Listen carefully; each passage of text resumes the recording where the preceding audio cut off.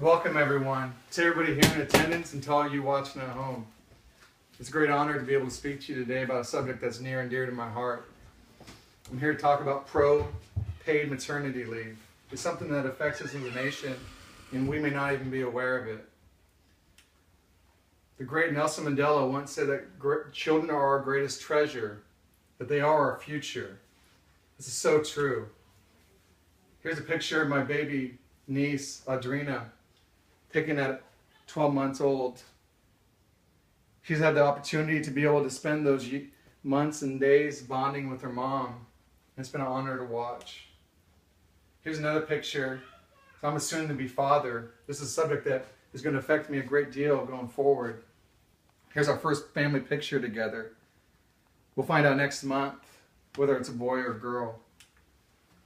Also another picture of my nieces and nephew. I've had the honor to watch them grow and seeing the people they become. It just reinforces the fact that children are our greatest resource. It's our responsibility to protect our children. There's no greater need in America at this time than that of the welfare of our kids. The fact of the matter is that children and their mothers are often not getting enough time to transition from birth to them returning back to the workforce. Is often an abrupt change for both mother and child that adversely affects them both. In 1997, the Society for Research and Child Development concluded that the developmental tasks in those first 4 months of life are related to the regulation of physiological, emotional, and behavioral, and the formation of secure attachments. Basically what that means is that attachment develops with the child when they're cared for in a consistent manner, in a loving, nurturing, soothing way. Through this process, the little babies are learning to trust others, to have empathy for others, to have healthy relationships, connecting with their surroundings in a healthy manner. Without this soothing, tender connection, it shows up later in life in negative ways. In another study in 2006 by Michael Baker and Kevin Milligan, they concluded that extended time between mother and child, between at least 6 months up to a year, shows considerable positive outcomes in the future for the kid. And now there's another lady, Laura Adetti, who works for the International Labor Organization. She states that often women are forced to choose between the welfare of the kids' health and for the economic security of their families. And that's just a sad situation when that comes into factor. Instead of the mother choosing to go back to work at a certain time, she's often forced to do so. Sometimes, depending on what she does or what her needs are, it could be as early as 10 days, when it's recommended for a few weeks of at least to get physically recuperated. Our children and their mothers are forced to be separated in an unnatural way because of the realities of the everyday world and at the expense of theirs and their child's well-being.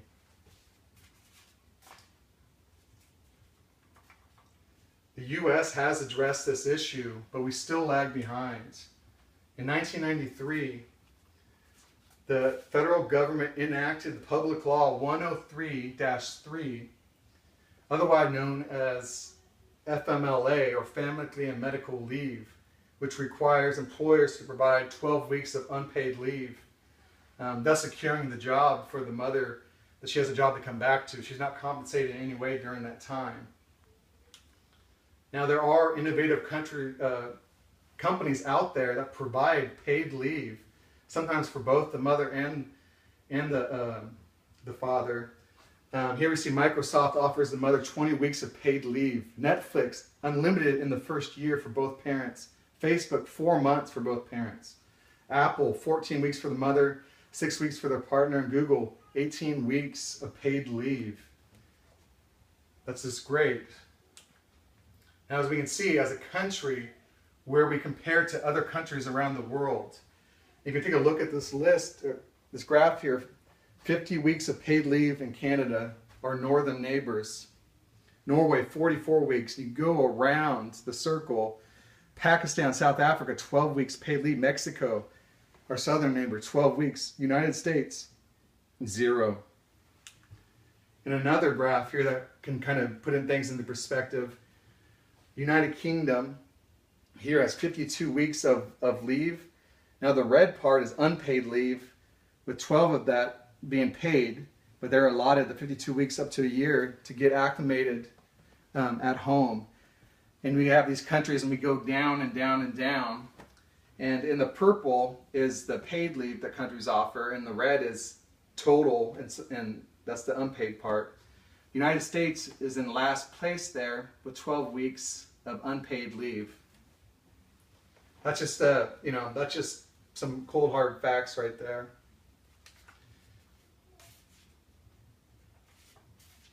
Now we can definitely take lessons from these other countries and those progressive thinking businesses. Some people just don't have access to the same employment opportunities for what reason those may be, whether it's socioeconomic reasons. A lot of us can't work for Netflix or Google. We don't have the same opportunities some of those great countries or some of those great companies are offering their employees.